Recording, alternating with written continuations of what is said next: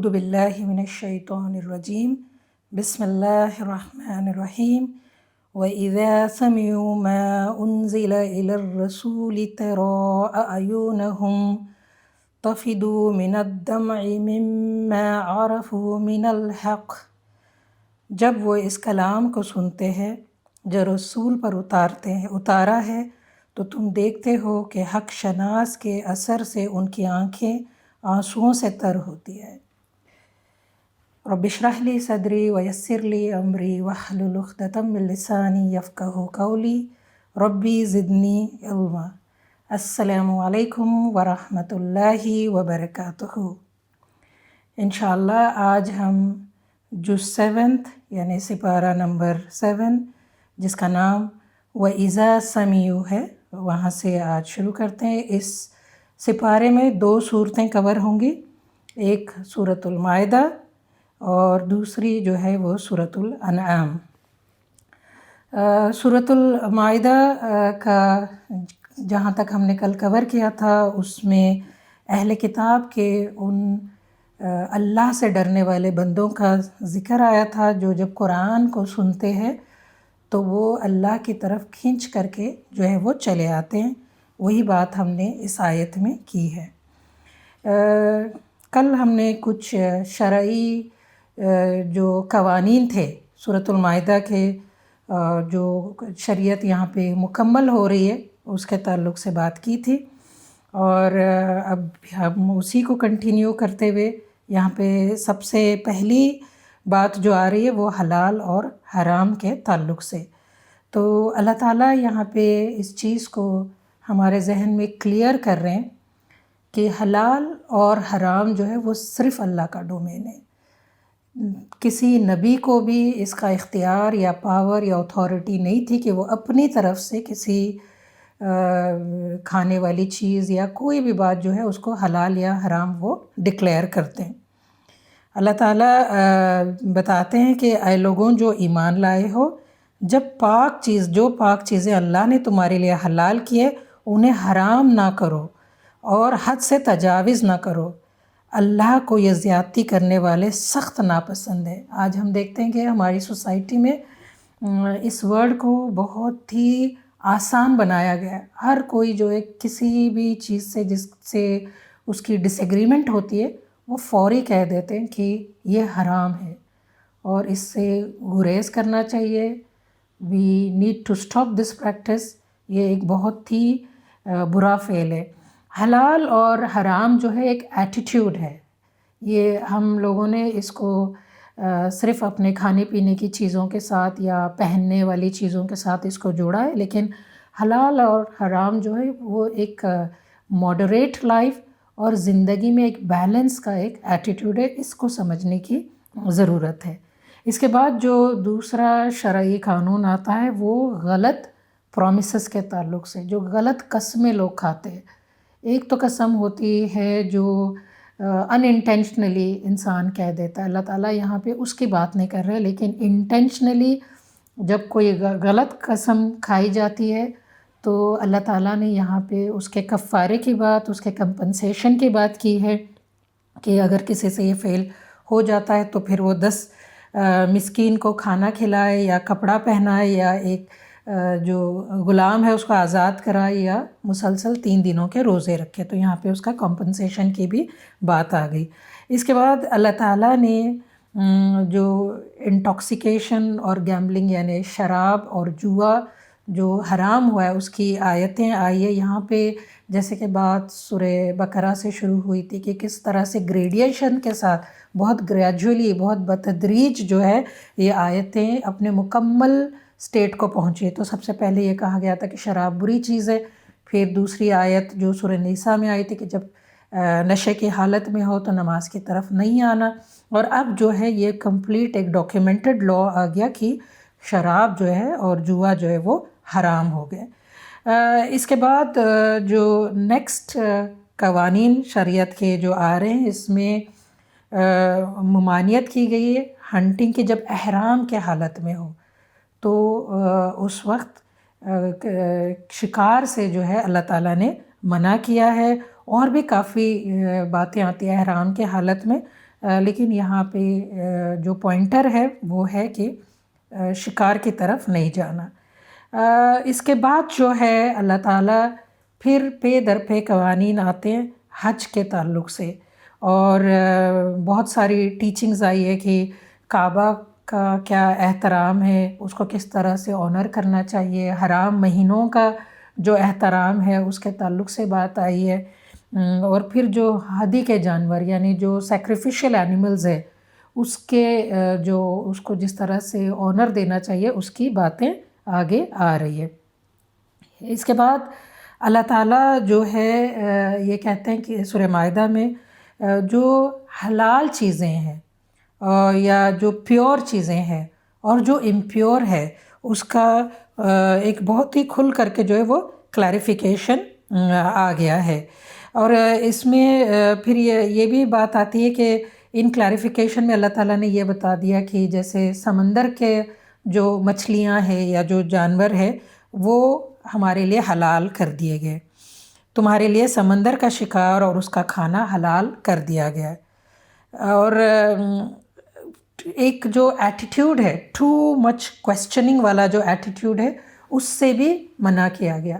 اس سے پہلے جو موسیٰ علیہ السلام کی قوم تھی ہمیں پتہ ہے کہ ان کے اندر یہ ایک ان کا ایک بیہیویئرل پرابلم تھا کہ وہ بہت سوال کرتے تھے۔ اللہ تعالیٰ نے یہاں پہ کہا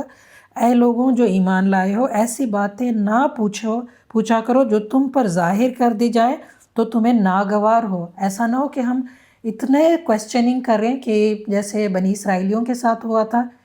حلال چیزیں ان پہ حرام ہو گئی تھی، تو اللہ تعالیٰ نے یہ تاکید شریعت کے ذریعے ہمیں بھی دی ہے۔ اس کے علاوہ اور دو جو باتیں شرعی قانون کے تحت آتی ہے، ایک یہ ہے کہ اللہ تعالیٰ نے یہ کہا کہ جو مین میڈ شریعت ہے اس پہ اللہ تعالیٰ نے ایک ریویو کیا، ایک جائزہ لیا ہے۔ اس زمانے کے لوگ جو ہے وہ اپنے سے جو ہے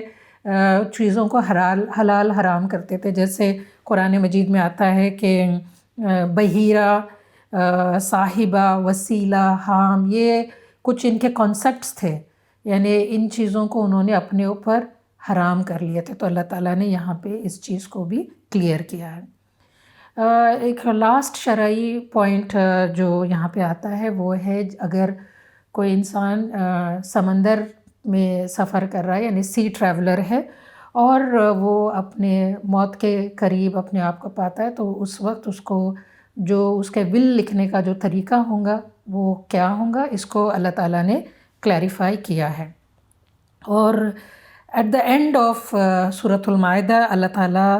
پھر یہ کہتے کہ اللہ تعالیٰ ایک عدالت لگائیں گے۔ اللہ تعالیٰ کا جب قیامت کے دن آخرت کے وقت جو کورٹ لگیں گے اس میں اللہ تعالیٰ نبی اکرم صلی اللہ علیہ وسلم کو بھی کھڑائیں گے، تمام دیگر انبیاء بھی کھڑے ہوں گے، اور عیسیٰ علیہ السلام بھی وہاں پہ پیش کیے جائیں گے۔ اور ایک بہت بڑا خطبہ ہے، خطبہ کی شکل ہے، جس میں اللہ تعالیٰ عیسیٰ علیہ السلام کو اس کٹہرے میں کھڑا کر کے عیسیٰ علیہ السلام سے سوال کریں گے، اور اس میں یہ کہیں گے کہ اے مریم کے بیٹے عیسیٰ، یاد کر میری اس نعمت کو جو میں نے تجھے اور تیری ماں کو عطا کی تھی، میں نے روح پاک سے تیری مدد کی، یعنی اللہ تعالیٰ نے عیسیٰ علیہ السلام کو ایک خاص طریقے سے پیدا کیا، بالکل ان نیچرل وے میں، اور تو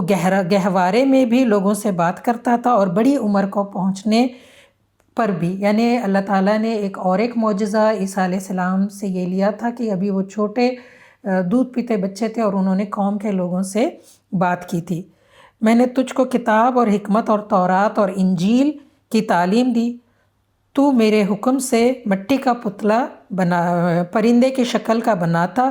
اور میں پھونکتا تو وہ میرے حکم سے جو ہے وہ زندہ ہو جاتا۔ یعنی یہاں پہ اللہ تعالیٰ جو ہے وہ پے در پہ عیسیٰ علیہ السلام کو جو نعمتیں دی تھی، جو فیورز دیے تھے، وہ بھی میراکولس شیپ میں۔ یہ بہت ایک سائنٹیفک دور تھا اس وقت کا، اس دور کے مطابق اللہ تعالیٰ نے عیسیٰ علیہ السلام کو یہ سارے معجزے دیے تھے۔ اللہ تعالیٰ یہ ساری چیزیں، یہ باتیں یاد کرائیں گے، اور پھر اللہ تعالیٰ عیسیٰ علیہ السلام سے پوچھیں گے کیا تم نے لوگوں سے کہا تھا کہ لوگ اللہ کو چھوڑ کر کہ جو ہے وہ عیسیٰ علیہ السلام کی عبادت کرے یا عیسیٰ علیہ السلام کو بیٹا بنا لیں؟ تو یہ ایک بہت لمبی گفتگو ہوں گی اللہ تعالیٰ اور عیسیٰ علیہ السلام کے بیچ، اور اس یہاں پہ ایک کلیریفیکیشن ہوگا کہ عیسیٰ علیہ السلام اللہ کے بیٹے نہیں ہے، اور یہاں پہ دوسرا کلیریفیکیشن یہ بھی ہوگا کہ عیسیٰ علیہ السلام کو اللہ تعالیٰ نے اپنی طرف اٹھا لیا تھا، اللہ تعالیٰ ریزڈ ہم. اور اس کے علاوہ یہ جب لاسٹ جو انسیڈنٹ تھا اللہ تعالیٰ عیسیٰ علیہ السلام کو اپنی طرف بلانے سے پہلے، عیسیٰ علیہ السلام کے جو کمپینینز تھے، جیسے کہ آپ صلی اللہ علیہ وسلم کے کمپینینز کو ہم اصحاب کہتے ہیں، صحابہ کرام ہے، اسی طرح سے عیسیٰ علیہ السلام کے جو کمپینینز تھے ان کو ہم حواری کہتے ہیں. حواریوں نے عیسیٰ علیہ السلام سے ایک مطالبہ کیا تھا، ایک ڈیمانڈ کیا تھا کہ آپ اللہ سے ہمارے لیے کچھ چیز مانگ رہے تھے، اور وہ کہہ رہے تھے کہ اگر آپ اللہ تعالیٰ سے کہیں کہ ایک دسترخوان، جیسے جس کو مائدہ کہتے ہیں، یا ایک ٹیبل سپریڈ جو ہے وہ ہمارے لیے آسمان سے اتارے، ہم دیکھنا چاہتے ہیں. تو اس وقت عیسیٰ علیہ السلام کو اللہ تعالیٰ نے کہا کہ یہ معجزہ دکھانا اللہ کے لیے کوئی بڑی بات نہیں ہے، لیکن اگر اس معجزے کو دیکھنے کے بعد، اس میریکل کو دیکھنے کے بعد لوگ جو ہے وہ نہیں مانیں گے تو اللہ تعالیٰ ان کو سخت عذاب میں مبتلا کر دیں گا. اب قرآن اس بات پہ جو ہے وہ خاموش ہے کہ کیا وہ معجزہ اللہ تعالیٰ نے دکھایا یا نہیں دکھایا. لیکن یہاں پہ جو بات سمجھنے والی ہے کہ جب عیسیٰ علیہ السلام کی قوم نے اس میریکل کو ڈیمانڈ کیا تو اللہ تعالیٰ نے یہ کہا، یعنی یہ سمجھنے والی بات یہ کہ بغیر میریکلز کو دیکھے جو ہے وہ ایمان لانا ایمان کا سب سے بڑا لیول ہے.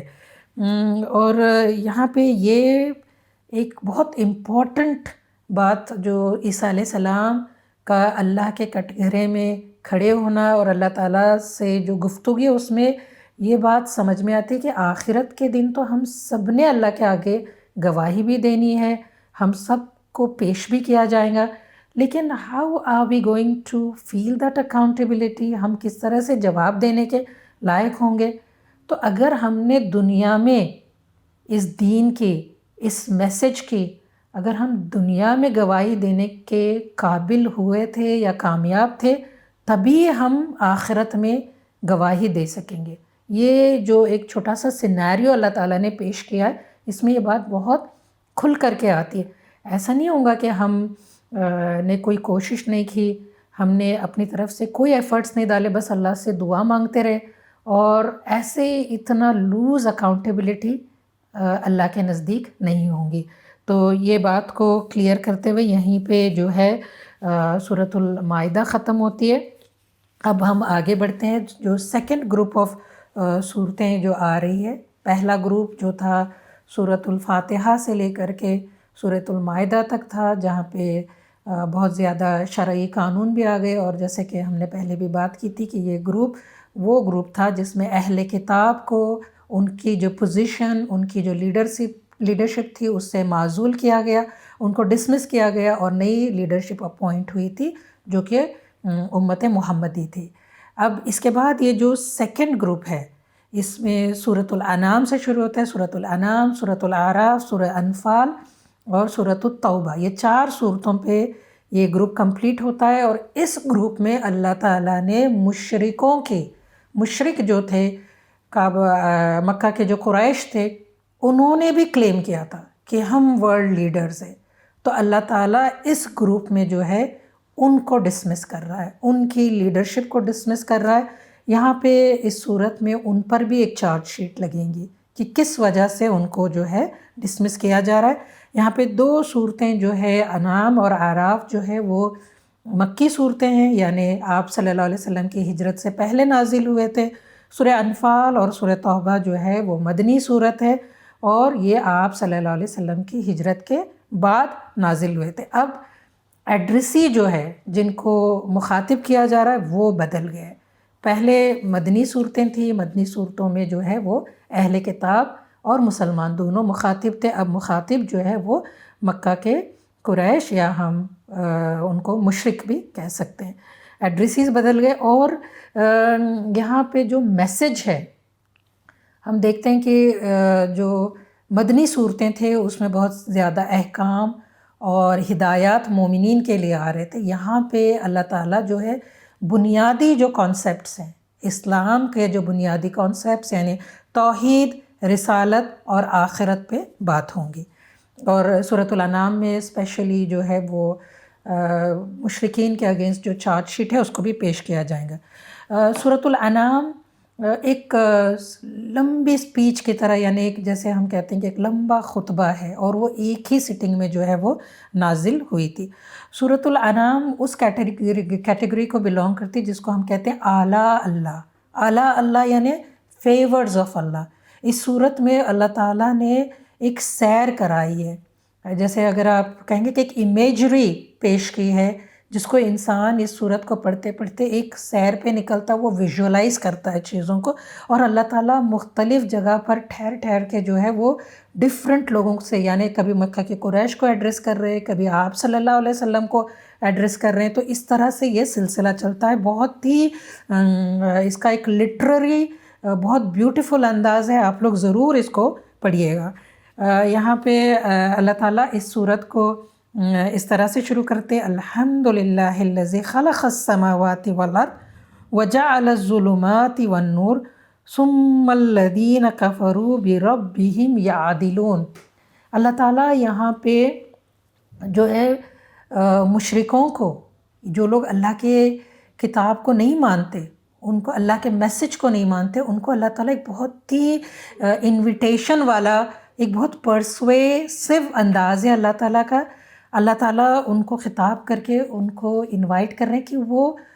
جو کتاب کائنات ہے، ایک تو وہ کتاب ہے جو اللہ کے رسول لاتے تھے اور انبیاء کرام کے ذریعے ریویل ہوتی تھی، ایک وہ کتاب ہے جو ہر انسان جو ہے اس کا ایکسس ہوتا ہے، اور وہ ہے universe, the book of the universe, کتاب کائنات۔ مسلسل جو ہے اللہ تعالیٰ انوائٹ کر رہے ہیں، اور اللہ تعالیٰ یہ کہہ رہے ہیں کہ یہ عالم اکبر، یعنی یہ جو بالکل بڑی بڑی نشانیاں، یہ سورج، یہ چاند، یہ اندھیرا، یہ روشنی، ان ساروں کو آبزرو کریں۔ اور اس کے بعد اللہ تعالیٰ زمین کی طرف بھی اشارہ کرتے ہیں،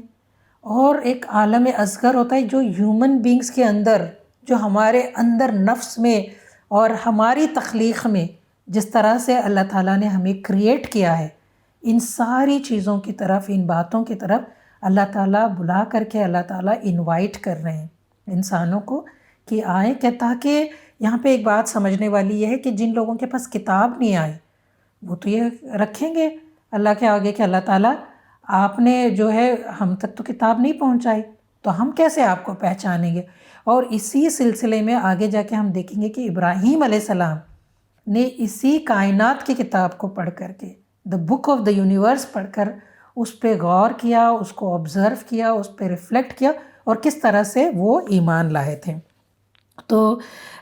یہ دونوں کتابیں جو یعنی آسمان سے اترنے والی کتاب اور کتاب کائنات، یہ دونوں ایک دوسرے کو سپورٹ کرتے ہیں، so that humanity comes towards guidance, تاکہ انسانوں کے لیے ہدایت کا سامان آ سکے۔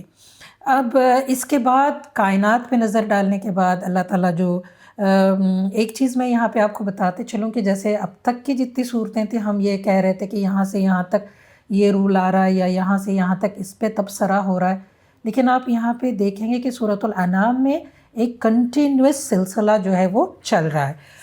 ایک جگہ پر اللہ تعالیٰ رک کر کے جو ہے آپ صلی اللہ علیہ وسلم کو جو ہے وہ تسلی دیتے ہیں۔ آپ صلی اللہ علیہ وسلم سے لوگ غلط طریقے کے مطالبے کرتے تھے کہ اگر آپ اللہ کے رسول ہیں تو ہم کوئی کتاب اترتی ہوئی کیوں نہیں دیکھ سکتے، اگر آپ اللہ کے رسول ہیں تو کوئی فرشتہ آپ کے ساتھ کیوں نہیں چلتا، اگر آپ اللہ کے رسول ہیں تو آپ کے پاس بڑے بڑے محلات کیوں نہیں ہیں۔ اس پر اللہ تعالیٰ آپ صلی اللہ علیہ وسلم کو تسلی دیتے کہ آپ نے تو کبھی بھی یہ نہیں کلیم کیا، تو یہ لوگ جو مطالبے کر رہے ہیں یہ بہت رانگ مطالبے ہیں، بلکہ اللہ تعالیٰ یہ کہہ رہا ہے یہاں پہ کہ ان کے جو فرینڈز ہیں، مشرکوں نے اہل کتاب کو اپنے دوست بنائے ہوئے تھے، اللہ تعالیٰ ان مشرکوں سے کہہ رہا ہے کہ یہ کتاب جو آپ صلی اللہ علیہ وسلم لے کر کے آئے، اہل کتاب اس کو اس طرح سے پہچانتے ہیں جس طرح سے اپنے بچے کو پہچانتے ہیں۔ اس کے بعد اللہ تعالیٰ ایک وہ سینیریو دکھاتے ہیں جہاں پہ مشرک جو ہے، جنہوں نے اس میسج کا انکار کیا، وہ جہنم کے گڑھے کے طرف بیٹھے ہوئے ہوں گے، اور ان سے کہا جائے گا کہ کیا، اور وہ التجا کریں گے کہ اللہ تعالیٰ ہمیں اور ایک موقع دے کہ ہم دنیا میں جائیں. اور دوسری طرف یہ ہوگا کہ فرشتے ان سے پوچھ رہے ہوں گے کہ کیا تمہیں کوئی خبردار کرنے والا نہیں آیا تھا؟ اور اس وقت وہ کہیں گے، ان کو پچھتاوا ہوگا کہ جو خبردار کرنے والا آیا تھا ہم نے اس کے ساتھ بڑا زیادتی والا معاملہ کیا. اس کے بعد اللہ تعالیٰ یہ کہیں گے کہ یہ جو مشرک تھے یہ دوہرا بوجھ اٹھائیں گے، ایک تو اپنا بوجھ اور ایک جن لوگوں کو انہوں نے بھٹکایا تھا ان دونوں کا بوجھ اٹھائیں گے. اللہ تعالیٰ پھر یہاں پہ آپ صلی اللہ علیہ وسلم کو ایڈریس کرتے ہوئے کہتے ہیں کہ اگر اللہ چاہتے تو اللہ تعالیٰ سب کو مسلمان بنا دیتے، سب کو ایمان والا بناتے، لیکن اللہ تعالیٰ نے یہ اسی لیے نہیں کیا کہ تاکہ اللہ تعالیٰ ٹیسٹ کر سکے، ایک چوائس دے کر کے اللہ تعالیٰ انسانوں کو ٹیسٹ کرنا چاہ رہے ہیں. اور اس کے بعد اللہ تعالیٰ ابراہیم علیہ السلام کی جو سٹوری ہے وہ بیان کرتے کہ ابراہیم علیہ السلام ایک ایسے گھرانے میں پیدا ہوئے جو بت پرست گھرانہ تھا. اور اللہ تعالیٰ یہاں پہ یہ بھی ہمیں سمجھاتے ہیں ابراہیم علیہ السلام کی سٹوری کے ذریعے کہ کس طرح سے ابراہیم علیہ السلام نے کائنات پہ غور کیا، انہوں نے سورج، چاند، ستارے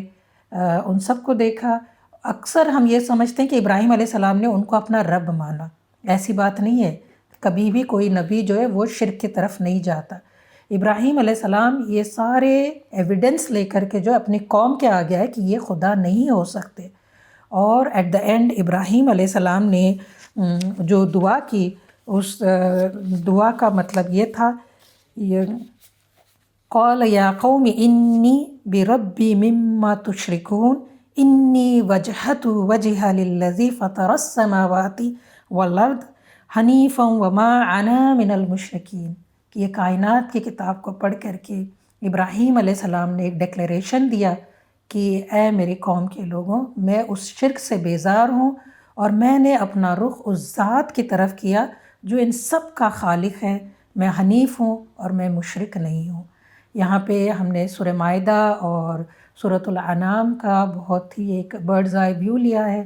اللہ تعالیٰ ہمیں توفیق دے کہ جس معاشرے میں ہم رہ رہے ہیں ہم بہت ہی اچھے لاجکس اور ایویڈنس کے ساتھ یہاں کے لوگوں تک پہنچے اور توحید، رسالت اور آخرت کا کانسیپٹ واضح کریں. وآخر الدعوانا ان الحمد للہ رب العالمین. السلام علیکم ورحمۃ اللہ وبرکاتہ.